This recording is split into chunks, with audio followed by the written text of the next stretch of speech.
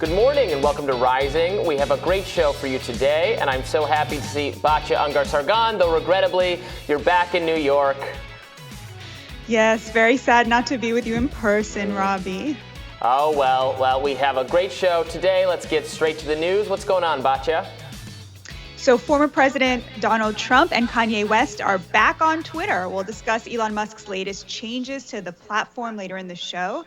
Plus, Republican House leadership say they plan to begin investigations into Hunter Biden this January. We'll discuss that coming up.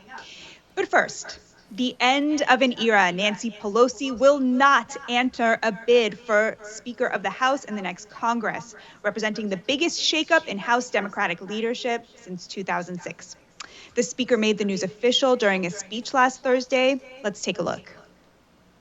My friends, no matter what title you all, my colleagues, have bestowed upon me, Speaker, Leader, Whip, there is no greater official honor for me than to stand on this floor and to speak for the people of San Francisco. This I will continue to do as a member of the House, speaking for the people of San Francisco, serving the great state of California, and defending our Constitution. And with great confidence in our caucus, I will not seek re-election to Democratic leadership in the next Congress.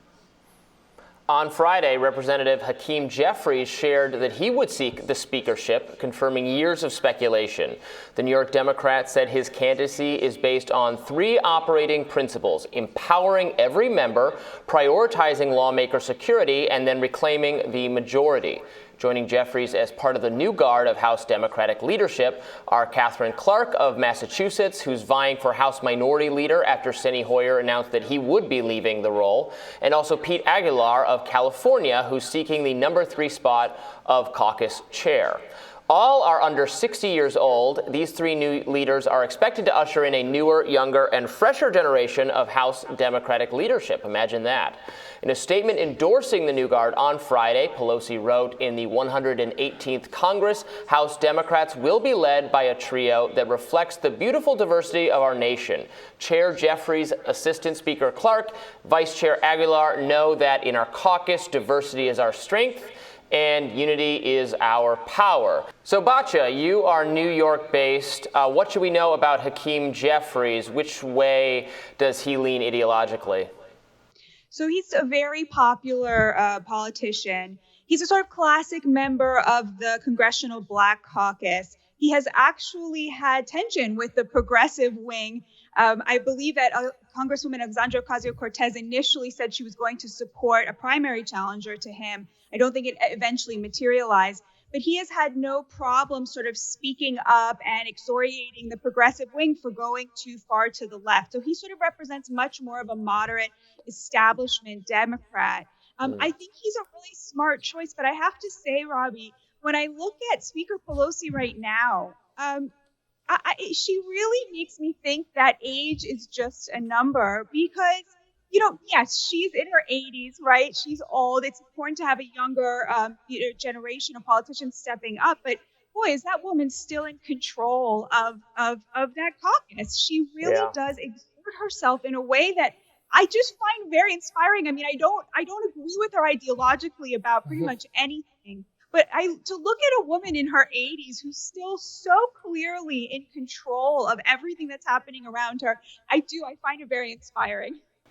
I find it inspiring that she's finally ready to give up her power, let a new generation take over, which is something the parties need to do because they have so many elderly people in positions of power and influence on all sides at this point.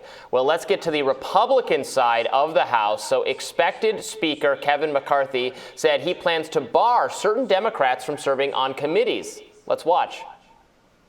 You've talked in the past about removing Ilhan Omar. You've talked about removing Adam Schiff, about Eric Swalwell. Will you deliver?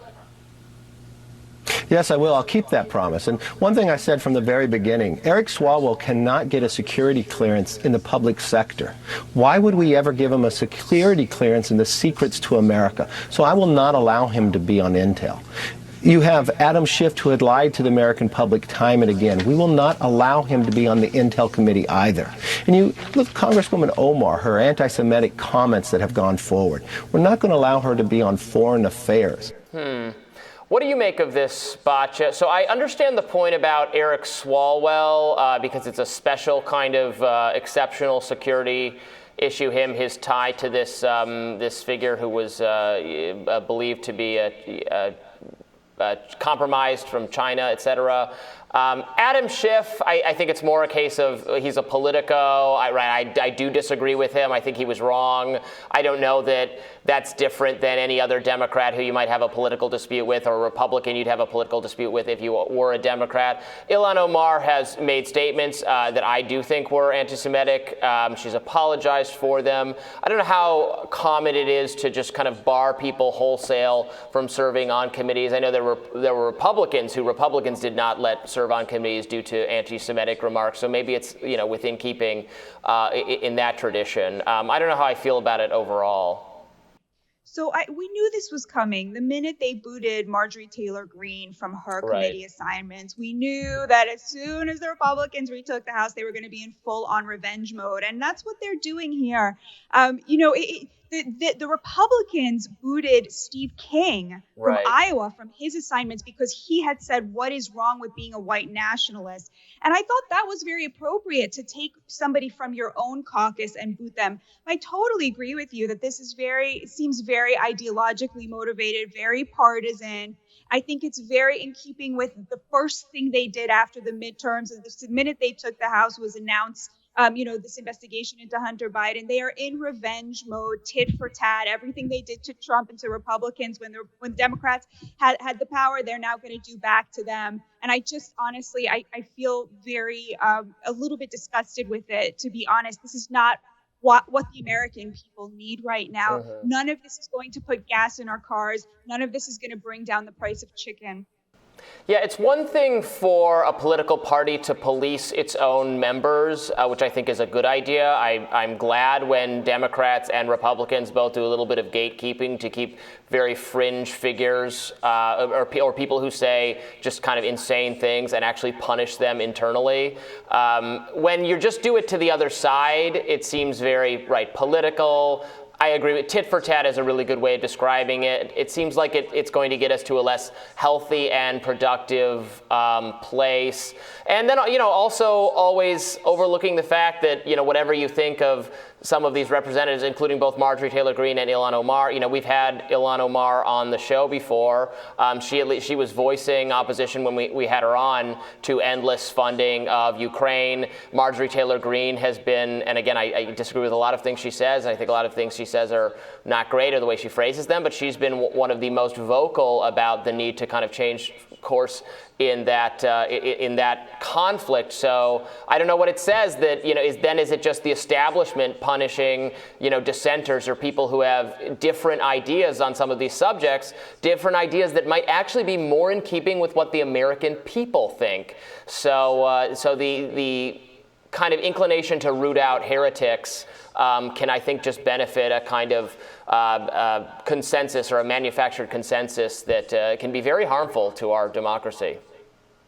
100%. And I am excited, Robby, to hear what is on your radar next.